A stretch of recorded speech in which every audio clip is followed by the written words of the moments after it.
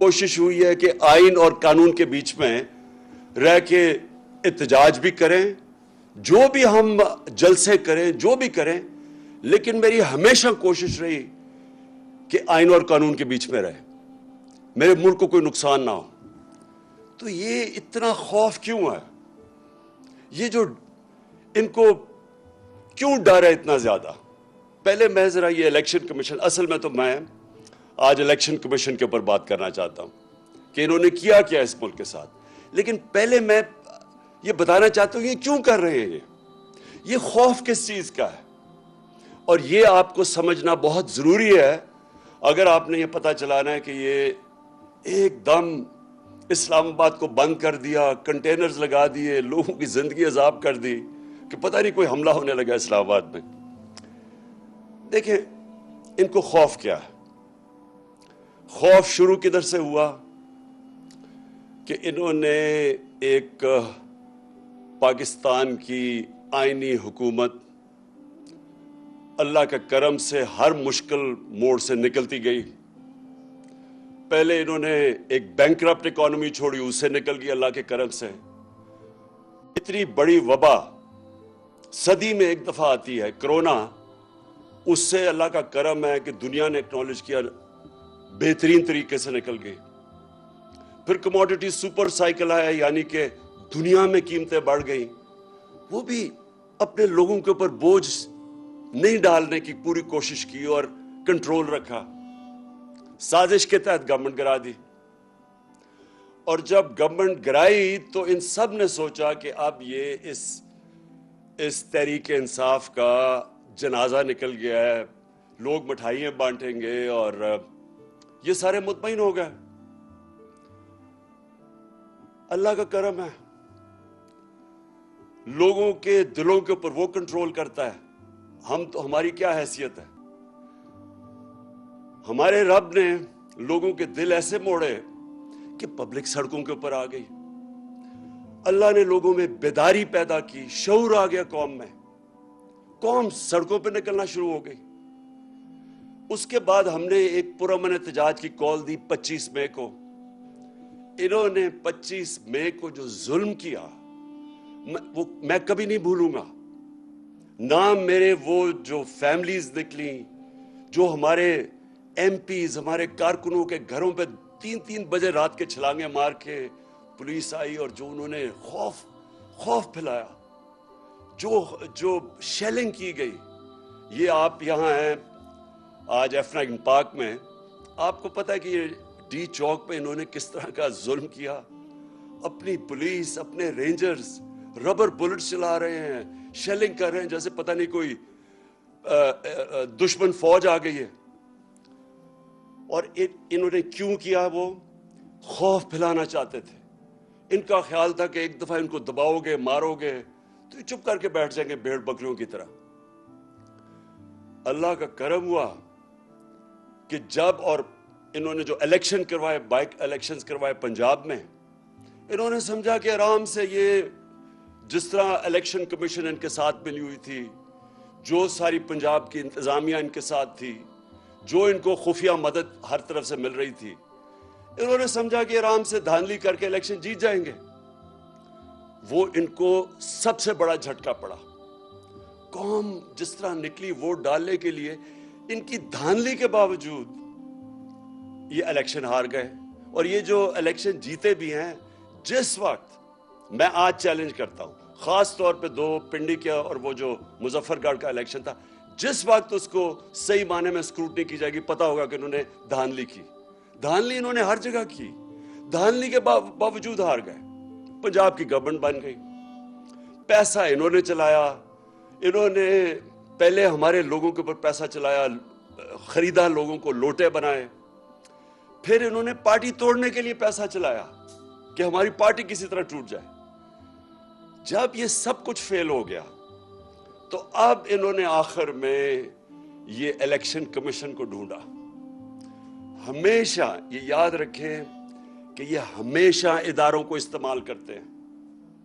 हमें सबको याद रखना चाहिए कि जुल्फिकार अली भुट्टो को जब कत्ल किया गया था तो उनको खौफ था कि वो अगर पब्लिक में आ गया तो वो संभाला नहीं जाएगा। और ये जो लोग आज इत्तेहादी हैं पीपल्स पार्टी के, यही लोग बैठे हुए थे जिन्होंने पूरी मदद की जब भुट्टो का जुडिशियल मर्डर किया। यही लोग थे। अब इन्हीं लोगों ने इलेक्शन कमीशन ढूंढ ली है। कमाल बात यह है कि नून लीग की डेलीगेशन जाती है इलेक्शन कमीशन को मिलने। अब ये सोचे कि इलेक्शन कमीशन के अंदर केस चल रहा है और इनकी डेलीगेशन जाती है, सीनियर डेलीगेशन, इलेक्शन कमीशन के पास और कहीं के तहरीक इंसाफ का फंडिंग केस जल्दी से करो। और वो ऐसा उनका हुक्म मिलता है कि वो ये आपके सामने ये जो फाइंडिंग्स हैं, ये फैक्ट फाइंडिंग है, ये असल में उनके जो हदूद थे उसे बाहर निकल गई इलेक्शन कमीशन। ये चीजें कह ही नहीं सकती थी। मैं अभी इनके ऊपर जरा 3-4 चीजें आपके सामने लेके आता हूं। ये कर ही नहीं सकती थी जो इन्होंने किया है। और इसके पीछे खौफ है। और खौफ किस चीज का है? कि कौम आजाद हो रही है, कि कौम इनके जो जकड़ों, ये जो उन्होंने पकड़ा हुआ था कौम को, उससे निकलती जा रही है। हर किस्म का कंट्रोल करो, कौम नहीं निकल रही। नहीं, कौम संभाली नहीं जा रही। इसको कंट्रोल करो, इसको गुलाम बनाओ। इलेक्शन कमीशन एक तरीका है। इलेक्शन कमीशन क्या तरीका है? इससे कैसे कौम गुलाम बनती है? क्योंकि ये लोग वोट किसी को डालते हैं, इलेक्ट किसी को कर देते हैं। इलेक्शन कमीशन को इन्होंने इस तरह का बना दिया है कि इसके जरिए आराम से कंट्रोल हो सकती हैं हुकूमतें, कितनी सीटें किसको देनी है, किसको क्या देनी है।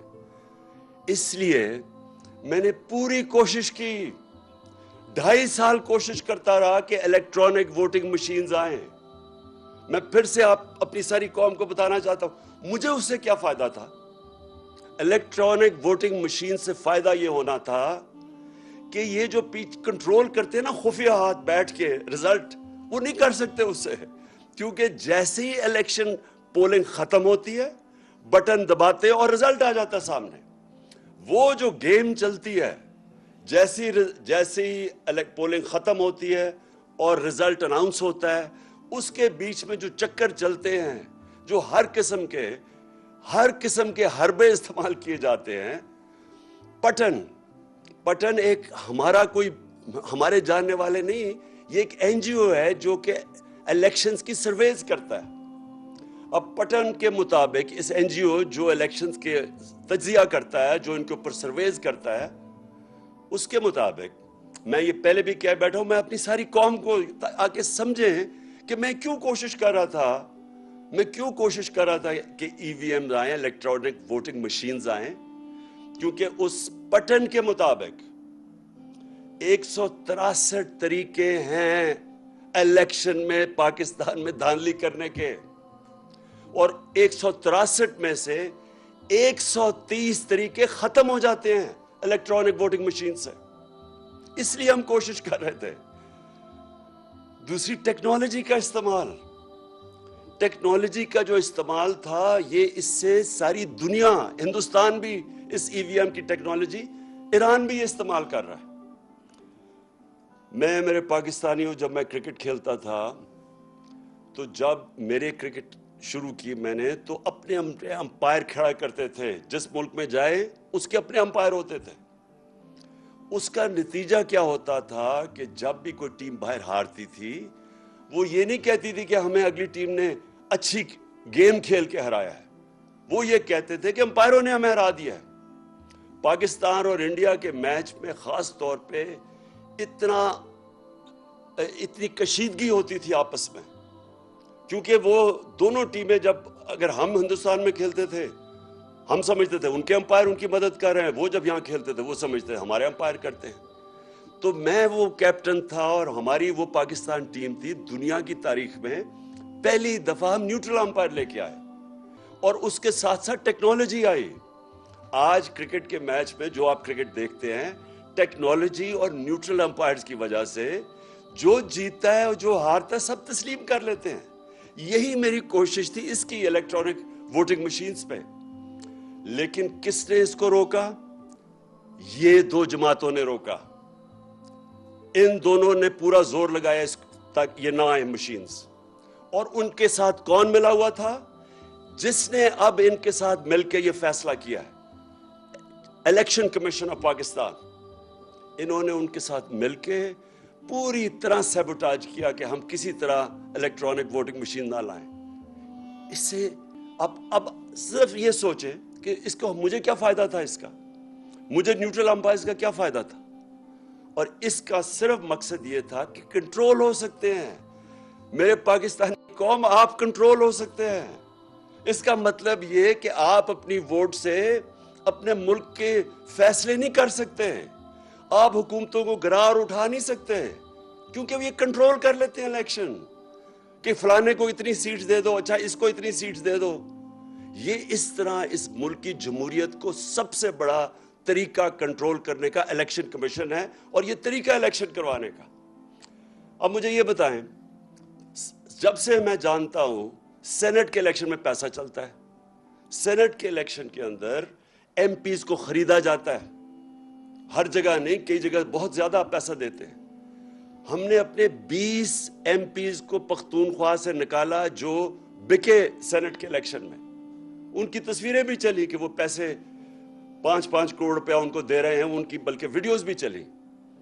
हमने पूरी कोशिश की कि जनाब शो ऑफ हैंड्स करें, आप क्यों ये खुफिया वोटिंग करते हैं जब आपको पता है पैसा चलता है।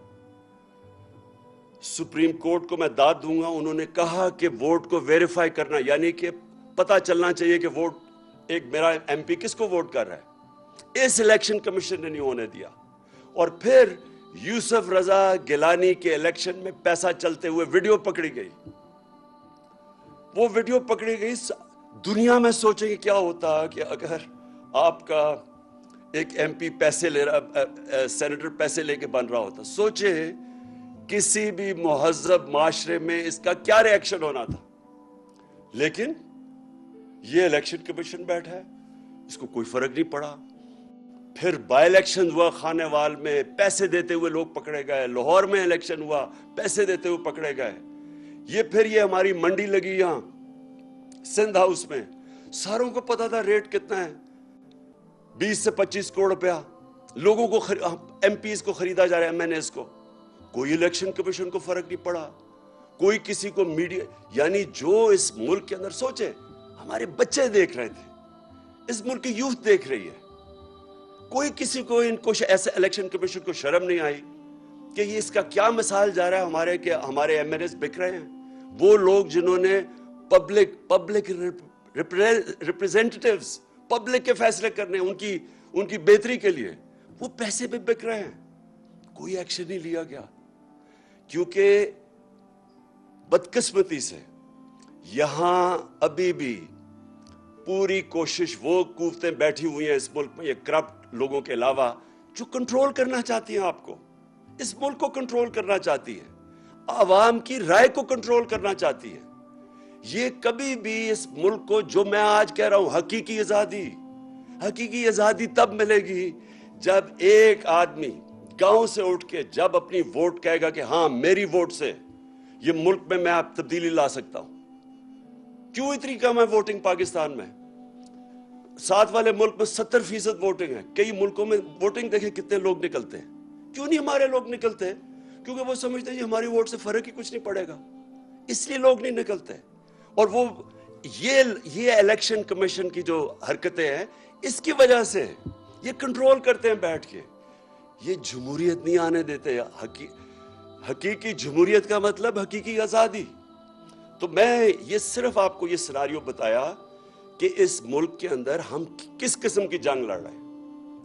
अब आ जाए कि पॉलिटिकल पार्टीज, अगर एक पॉलिटिकल पार्टी ने फंक्शन करना है तो उसको पैसा चाहिए, पैसे के बगैर कैसे पार्टी चल सकती है? और पार्टीज क्यों नहीं, आप ये भी सोचें कि बड़े बड़े लोग आए इस मुल्क के अंदर, बड़े बड़े नाम आए, हीरोज थे पाकिस्तान के, air marshal Asghar Khan, AQ Khan, और मैं कितनों के नाम लूं जो बड़े नाम थे जिन्होंने अपनी पॉलिटिकल पार्टीज बनाई, लेकिन नहीं चल सके। क्यों नहीं चल सके? क्योंकि पॉलिटिकल पार्टी को पैसा चाहिए होता है। अब पैसा क्या हो गया है? ये जो दो माफियाज हैं, इनके पास पैसा है, इनकी पार्टीज के पास पैसा है, लेकिन दूसरे किधर से पैसा लेके इनका मुकाबला करने के लिए? सबको पता है कि जब से नवाज शरीफ आया पाकिस्तान की पॉलिटिक्स में 1985, जो भी पाकिस्तान की पॉलिटिक्स समझता है 1985 को याद रखे। वो था जब हमारी पॉलिटिक्स बदली है इस मुल्क में, जब से उन्होंने ज़ियाउल हक ने नवाज शरीफ को लेके आया। उसको तो सियासी आदमी नहीं था, उसकी तो हल्का ही नहीं था, तो वो कैसे पॉलिटिशियन बना? पैसे चला के, प्लॉट्स दे के, रिश्वतें दे के, छांगा मांगा की सियासत शुरू हुई। उधर से पाकिस्तान की पॉलिटिक्स और ही महंगी होनी शुरू हो गई। तो जो लोग उससे पहले पॉलिटिक्स का सोच भी सकते थे, जो ये आम मिडिल क्लास यानी जो तनख्वाहदार या जो प्रोफेशनल्स, उनके लिए पॉलिटिक्स इतनी महंगी होगी कि वो पॉलिटिक्स से बाहर होना शुरू हो गए। और ये दो माफियाज बैठ गए। मैं जब पॉलिटिक्स में आया तो 14 साल तक हमारी पार्टी छोटी रही। वो क्यों छोटी रही?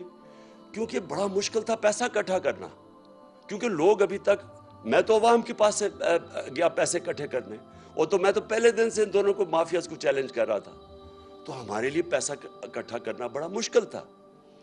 अल्लाह का करम हुआ, तब भी उसने लोगों के दिल बेदार किए, लोगों के दिल मोड़े और लोगों ने पैसा देना शुरू किया।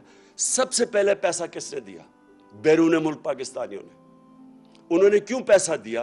क्योंकि वो समझ गए थे जो बैरूनी मुल्क पाकिस्तानी हैं उनमें शऊर है, क्योंकि उन्होंने डेमोक्रेटिक सिस्टम्स देखे हुए हैं। बरतानिया में बैठे हुए हैं, अमेरिका में बैठे हैं, यूरोप में हैं। उनको पता है कि डेमोक्रेटिक सिस्टम होता क्या है। उन्होंने देखा कि ये दो माफियाज आ रहे हैं, बारियां ले रहे हैं, पैसे बना रहे हैं, तो उन्होंने सबसे पहले मुझे सपोर्ट किया। तो वो कैसे सपोर्ट किया? क्योंकि उससे पहले मैं शौकत खानम के लिए पैसे इकट्ठे करता था। ये याद रखें कि आधा पैसा शौकत खानम का बैरून मुल्क पाकिस्तानी देते हैं। तो उन्हीं लोगों ने, फिर मैं वहां जब पैसे इकट्ठे करता था अमेरिका में, बरतानिया में, उन्होंने ही आहिस्ता आहिस्ता उन्होंने कहा हम आपकी पार्टी को भी पैसा देना चाहते हैं। तो पहले पैसा उधर से इकट्ठा हुआ, और ये पहली दफा, अब ये आप सबके लिए ये बात समझने वाली है, पहली पार्टी जिसने पाकिस्तान में पॉलिटिकल फंड रेजिंग की वो थी तहरीक इंसाफ। और उसने बकायदा, और पॉलिटिकल फंड रेजिंग क्या होती है? मसलन बरतानिया की पार्टीज कैसे पैसे इकट्ठा करती है? वो खाने करती हैं, खाने पे लोग आते हैं, लोग हर टेबल खरीदते हैं, वो उन डोनेशन से वो फिर पार्टी की तरफ जाती है। ये अमेरिका में भी है, इंग्लैंड में भी है, सारी दुनिया में है कि पॉलिटिकल पार्टीज फंड रेजिंग करती हैं। इन दो पार्टी से पूछे कि इन्होंने क्यों नहीं फंड रेजिंग की? क्योंकि इन दो पार्टीज को कोई पैसा देगा ही नहीं। इनसे पूछे हम क्यों कहते गए कि हम हमारे केस भी सुने और इन दोनों पार्टीज के केस भी सुने। लेकिन इस इलेक्शन कमीशन ने, जबकि 2 दफा अदालतों ने कहा कि हमारे इकट्ठे केसेस सुने, इसने ये बिल्कुल उनके केसेस नहीं सुने और ना ही इसने सुनने हैं। क्योंकि जिस दिन आप सबको पता चला कि इनकी फंड रेजिंग क्या है, आपको हैरत होगी कि पैसे कैसे इकट्ठे करते हैं। आप सोचेंगे कि ये चलती कैसे है पार्टीज, क्योंकि इनके पास कोई डोनर बेस ही नहीं है। हमारे पास 40,000 डोनर बेस है। मुझे ये बताएं इनको कौन लोग डोनेट करते हैं? तो वो इसीलिए इनकी फंड रेजिंग सामने नहीं आ रही। तो हमने सबसे पहले फंड रेजिंग शुरू की। दुनिया में मैं गया, हमें बुलाए, हमने अपने सेल्स क्रिएट किए। हमारी पीटीआई अमेरिका बनी, पीटीआई बरतानिया बनी, थोड़े थोड़े पैसे शुरू किए। इस तरह हमारी पार्टी ऊपर आनी शुरू हुई।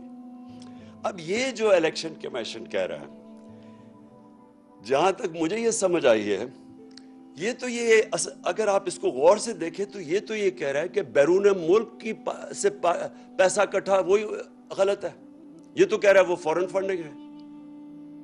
तो मुझे ये समझाएं कि अगर ये फॉरेन फंडिंग है तो ये जो पाकिस्तान को 31 अरब डॉलर बैरून मुल्क पाकिस्तानी रेमिटेंस भेजते हैं, वो क्या है फिर?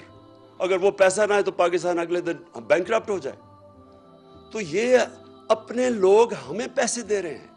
इन्होंने, जिस तरह मैंने कहा, आधा पैसा शौकत खानम का हर साल बैरून मुल्क पाकिस्तानी भेजते हैं। जब यहाँ जलजला आता है तो सबसे ज्यादा पैसे वो देते हैं। जब यहाँ सैलाब आता है वो कंट्रीब्यूट करते हैं।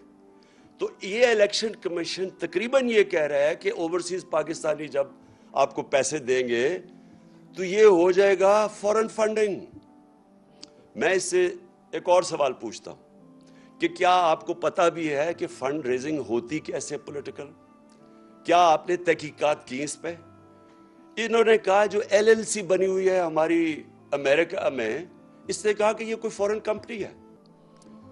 आप सबके लिए ये समझने की बात है, एलएलसी का मतलब जो लिमिटेड लायबिलिटी कंपनी बनती है अमेरिका में, ये कानून के मुताबिक आपको बनानी पड़ती है।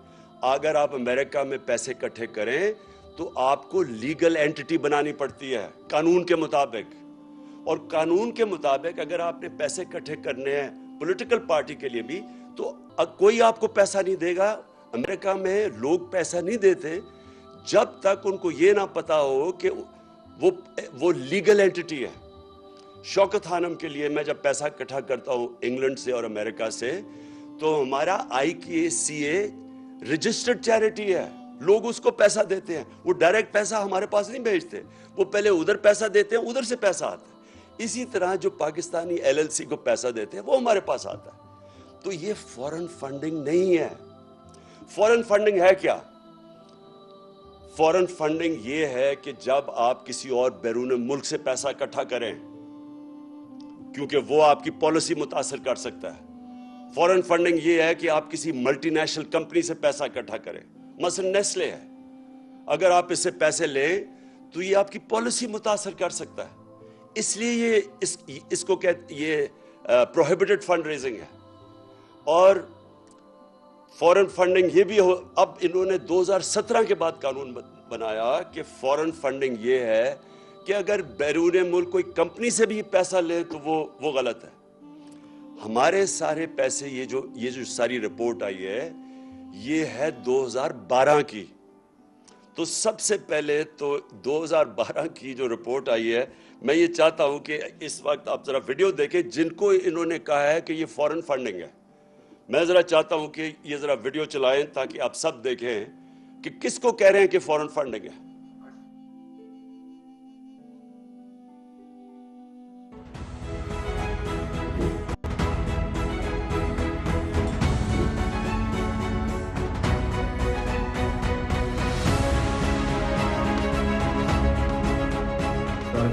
मेरा नाम मुराद अंसारी है और मेरा नाम इलेक्शन कमीशन ऑफ पाकिस्तान की लिस्ट में आया है एज ए नॉन सिटीजन जिसने PTI इलेक्शन कैंपेन को फंड्स भेजे हैं। तो मैं जस्ट क्लैरिफाई करना चाह रहा था कि मैं पाकिस्तानी नेशनल हूँ और मेरे पास डुअल नेशनलिटी है, पाकिस्तान की और कनाडा की।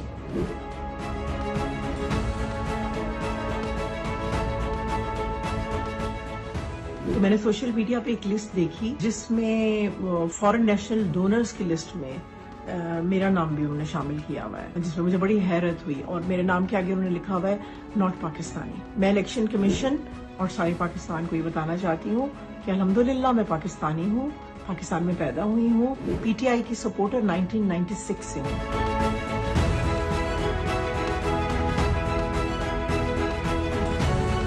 मियां अख्तर जावेद मेरा नाम है। 2013 में मैं PTI का यहाँ PP89 पीरमहल से टिकट होल्डर था। मेरी company Jain cotton private limited 1992 में रजिस्टर्ड हुई थी फैसलाबाद में, जिसकी रजिस्ट्रेशन और डॉक्यूमेंट सारे मैंने दिखाए हैं। मैंने पार्टी को 10,000 रुपये चंदा दिया था, जो कि इन्होंने, मैं अभी मेरे दोस्त ने बताया कि आपका नाम फॉरेन फंडिंग में आ गया।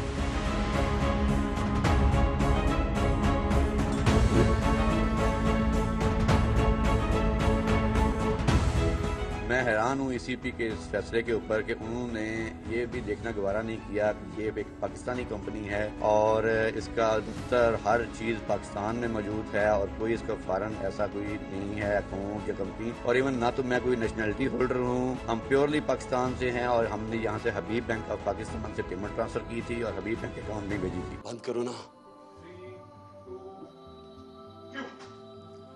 जी।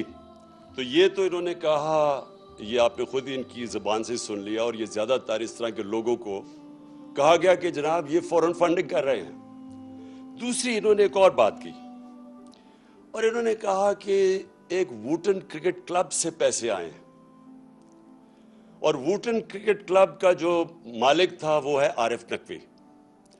और ये अब जरा ये गौर से सुनिए, कहते ये हैं कि वो 2012 में जो आरिफ नकवी था उससे जिसे पैसे लिए हैं उसने फ्रॉड किया था।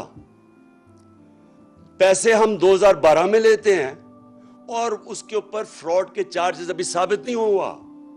उसके ऊपर जो चार्ज लगता है फ्रॉड का वो होता है 2018 में, 6 साल के बाद। जब हमने आरिफ नकवी इससे जो मेरे लिए खाने किए, एक का दुबई में किया था और एक ये इंग्लैंड में वुटन क्रिकेट क्लब, एक मैच उसने किया था, मैच फेस्टिवल था, उसके बाद खाना किया था जिससे पैसे इकट्ठे किए थे। तो मैं पहले ये सवाल पूछता हूं कि क्या मुझे ख्वाब आई थी कि 6 साल के बाद आरिफ नकवी उसके ऊपर कोई फ्रॉड का चार्ज लगेगा? और फिर एक फाइनेंशियल टाइम्स के इंडेक्स को ले लेते हैं ये, और फाइनेंशियल टाइम्स का वो जो एक उसका आर्टिकल है, लेकिन फाइनेंशियल टाइम्स के आर्टिकल की वो जिधर उसने $20 बिलियन नवाज शरीफ को और शहबाज शरीफ को उसी आर्टिकल में लिखा हुआ है, वो जो दिया था, वो मैं हैरान हूं कि उम्मे हरीम को उस चीज का पता नहीं चला। उसको ये तो पता चल गया कि इन्होंने पैसे इकट्ठे करके $2 बिलियन दिए हैं तहरीक इंसाफ को, लेकिन जो इनको रिश्वत के पैसे दिए थे इन दो भाइयों को 5 अरब रुपया, वो तो किसी को नहीं पता चला। तो दूसरी मेरी बात है कि इसमें कोई चीज इलीगल नहीं थी, गैर कानूनी नहीं थी। उसकी कंपनी, उसने पैसे इकट्ठे किए, अपनी कंपनी के जरिए हमें भेज दिए। 2012 में बैरूनी कंपनी से पैसे आ सकते थे कानून के मुताबिक। 2017 में यह कानून आया कि कंपनी के जरिए, बैरूनी कंपनी के जरिए पैसे नहीं ले सकते। तो मैं ये समझना चाहता हूं कि हमने क्या गलत काम किया इसमें, कौन सी गलत काम इसमें, कि कौन सी चीज थी जो इतना ज्यादा इलेक्शन कमीशन ने कहा जी फॉरेन फंडेड और एक्शन लेना चाहिए। और फिर एक और इन्होंने चीज की, तो मैं चाहता हूं मेरी कौम ये पूरी तरह समझे। इन्होंने कहा इमरान खान को डिस्क्वालीफाई करना चाहिए क्योंकि इसने दस्तखत किए थे उन अकाउंट्स के ऊपर 2012 में। मेरे पाकिस्तानियों, आप सबको समझ आनी चाहिए कि क्या फर्क होता है एक एफिडेविट का और एक सर्टिफिकेट का। अब सबको पता होना चाहिए कि इसमें फर्क क्या है। एफिडेविट आप वो देते हैं जो शहबाज शरीफ ने अदालत के अंदर दिया था कि मैं अंडर ओथ ये कहता हूं कि नवाज शरीफ वापस आ जाएगा, इसको एफिडेविट कहते हैं। एफिडेविट वो होता है जब अगर मैं अपनी प्रॉपर्टीज बता रहा हूं इलेक्शन कमीशन को कि मेरी कौन कौन सी प्रॉपर्टीज हैं, या उसको जब अपने कागज दर्ज करवाते हैं तो तब आप एफिडेविट देते हैं कि ये सारी प्रॉपर्टीज मेरी हैं और मैं इसको एफिडेविट दे रहा हूं। सर्टिफिकेट का बिल्कुल मुख्तलिफ मतलब है। अब मैं शौकत खानम, मैं आपको मिसाल देता हूं। शौकत खानम का सालाना जो कि बजट है वो तकरीबन 16 अरब रुपया है। मैं हूं चेयरमैन बोर्ड का, मेरे सामने वो आता है बजट, वो साइन करवाने के लिए जो ये सर्टिफिकेट जिसकी ये बात कर रहे हैं, शौकत खानम का। अकाउंटेंट्स होते हैं हमारे, उन्होंने पूरा देखा होता है, फिर वो ऑडिटर्स वो देखते हैं उसको, फिर वो मुझे बैठ के कहते हैं कि जी हमने ये सारे अकाउंट्स देख लिए हैं, तो अब आप इसके ऊपर साइन कर दें। और जब मैं साइन करता हूं तो मैं ये कहता हूं कि to the best of my knowledge, जहां तक मुझे पता है ये अकाउंट ठीक है, क्योंकि मैं उनके ऊपर रिलाय कर रहा हूं। मैंने तो 18 अरब की कोई काउंटिंग नहीं करनी, मैं तो अपने ऑडिटर्स और अकाउंटेंट्स के ऊपर कहूंगा। तो यही वहां हुआ, उस पर लिखा हुआ है कि जब उन्होंने मेरे सामने ये पेश किए तो मैंने कहा जहां तक मुझे पता है ये ठीक है और साइन कर दिया। इसके ऊपर ये कह सारे नून लीग बड़े खुश हुए हैं, ये शैतान के चेले बड़े खुश हुए हैं कि जनाब ओहो मौका मिल गया, रास्ते से हटाने का इसको मौका मिल गया। वैसे तो ये हटता नहीं है, जो मर्जी कर दो, ये अवाम इसके साथ खड़ी हो गई है। कौम बेदार हो गई है तो चलो अब टेक्निकल नॉकआउट करो, किसी तरह कोई चीज पकड़ लो। इन लोगों को शर्म आनी चाहिए, शर्म आनी चाहिए इनको। ये जो प्राइम मिनिस्टर या क्राइम मिनिस्टर और उसका जो अभी बेटा वहां से हटाया है पंजाब से, 24 अरब रुपए के इनके ऊपर करप्शन के केसेस थे। यही इलेक्शन कमीशन थी, अंडर ट्रायल थे दोनों। इस इलेक्शन कमीशन को शर्म नहीं आई कि 2 अंडर ट्रायल 24 अरब रुपए के केसेस, और इस इलेक्शन कमीशन ने इजाजत दी उसको इलेक्शन लड़ने की। कौन से दुनिया के मुल्क में इस तरह के चोरों को इलेक्शन लड़ने की इजाजत मिलती है? किधर था ये इलेक्शन कमीशन तब? एक एक चीज ढूंढ के आप बता रहे हैं जी वो किसी ने कोई $100 दिया, ओहो फॉरेन फंडिंग होगी। ये नहीं आपको नजर आया कि मुल्क के डाकुओं को आपने इलेक्शन लड़ने की इजाजत दे दी है? और आपने बाकियों के देखे 60% कैबिनेट जमानत पे है। कौन से मुल्क के अंदर जमानत पे लोगों को इलेक्शन लड़ने की इजाजत दी जाती है? किधर थी इलेक्शन कमीशन तब? और इनके साथ मिलके मुझे अफसोस होता है कि ये हमारा 22 करोड़ का पाकिस्तान है, अजीम ख्वाब पाकिस्तान, उसके ये लोग बैठे हुए फैसले करने वाले, और इनके पीछे भी वो लोग जो हैं जाती अना के लिए और अपने मफादात के लिए वो ये मुल्क को तबाही की तरफ धकेल रहे हैं।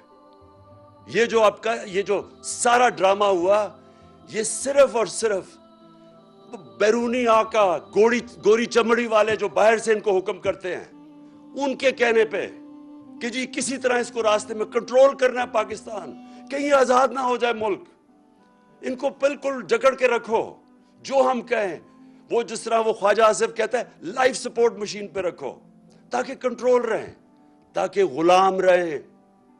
ये जो सारा ड्रामा है ये हमें गुलाम रखने के लिए है।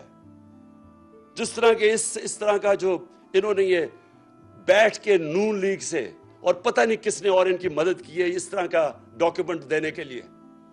मेरे पाकिस्तानियों, ये गौर से सुन लें, ये आपको जो भी करेंगे डराने की, धमकाने की और ये मीडिया के साथ मिलकर प्रोपेगेंडा करने की, आपको समझना चाहिए कि इस वक्त जंग है हकीकी आजादी की।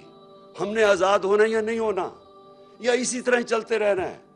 पीछे से डोरियां कंट्रोल हुई, इलेक्शन कमीशन कभी आ गया, मीडिया के जरिए कभी किसी की प्रोपेगेंडा करके किसी को बुरा भला कह दिया, और ये चोर जो 30 साल से चोरी कर रहे हैं ये मुल्क के ऊपर बैठे हुए हैं। ये मुल्क बना था, मैं फिर से आप सारी अपनी कौम को जगाना चाहता हूं, ला इलाहा इल्लल्लाह इसका नारा था, कोई नहीं है खुदा सिवाय अल्लाह के। ये हमें इन झूठे खुदाओं या बैरून मुल्क के उन आकाओं के सामने झुकाना चाहते हैं, और ये कंट्रोल के तरीके हैं। ये सिर्फ कि किसी तरह हम कंट्रोल कर लें इनको। ये कौम जो मैंने देखा है, मैं आज आपको कहूं कि जो 4 महीने में मैंने अपनी कौम को देखा है, मुझे सबसे ज्यादा खुशी ये है कि ये कौम में बेदारी आ गई है। ये किसी सूरत जो मर्जी हरबे इस्तेमाल कर लें, ये जो बेदारी और शऊर का जिन निकला है बोतल से, ये वापस नहीं जाएगा। अब ये नबी सल्लल्लाहु अलैहि वसल्लम की आशिक है ये कौम। ये ला इलाहा इल्लल्लाह उस नारे पे बनने वाली कौम है। ये किसी सूरत इन चोरों को और डाकुओं को और इनके पीछे जो कंट्रोल कर रहे हैं इस मुल्क को, ये अब इनके कंट्रोल से बाहर निकल गए हैं। लेकिन मैं आप सबको कह दूं कि ये आसानी से जंग नहीं जीती जाएगी। ये ना समझिए, शुरुआत है अभी। ये जो लोग हैं जिनको मैं शैतान के चेले कहता हूं, ये आराम से इतनी देर से इस मुल्क का खून चूस रहे हैं, ये जाने नहीं लगे। आप सबको मेरे साथ मिलके जद्दोजहद करनी पड़ेगी, और इंशाअल्लाह मेरा ये अल्लाह पे यकीन है। फिर से मैं कहता हूं, जो मैंने 4 महीने से ये देखा है कौम के अंदर बेदारी, जिस तरह कौम निकलती है बाहर, इंशाअल्लाह हम उस सफर पे निकल गए हैं जिधर हम हकीकी तौर पे अपने मुल्क को आजाद करेंगे। पाकिस्तान पाइंदाबाद।